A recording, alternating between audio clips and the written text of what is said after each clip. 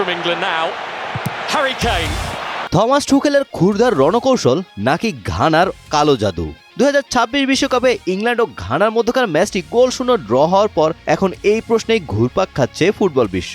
মাঠের ফুটবলের ঘানার জমজমাট রক্ষণের কাছে ইংল্যান্ডের পয়েন্ট হারানোর খবর চেয়েও এখন বড় টক অফ দ্য টাউন হয়ে উঠেছে ঘানার কুখ্যাত উইজডকটন নানা কুয়াসো বনসাম।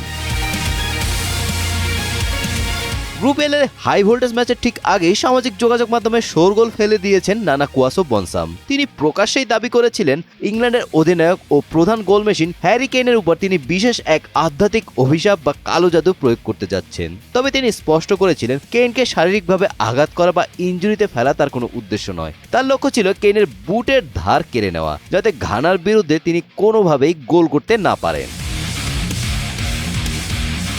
ক্রোয়েশিয়ার বিপক্ষে আগের ম্যাচে জোড়া গোল করে উঠতে থাকা হ্যারি কেইনকে বোস্টন স্টেডিয়ামে চেনা রূপের ছায়া মাত্র মনে হয়েছে। মাত্র 90 মিনিটে ঘানার রক্ষণভাগের কঠিন পাহারায় কেইন ছিলেন পুরোপুরি বোতলবন্দি। এমনকি পুরো ম্যাচে তিনি মাত্র 2টি শট নেওয়ার সুযোগ পান, যার একটিও অন টার্গেট ছিল না। 85 মিনিটে ক্লোজ রেঞ্জ থেকে শট নিয়েও বল গোল পোস্টের টার্গেটে রাখতে পারেননি।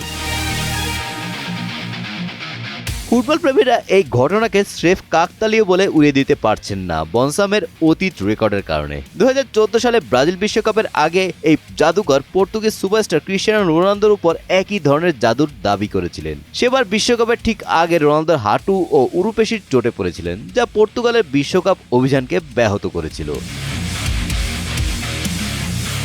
Golam Rabbani, Times today.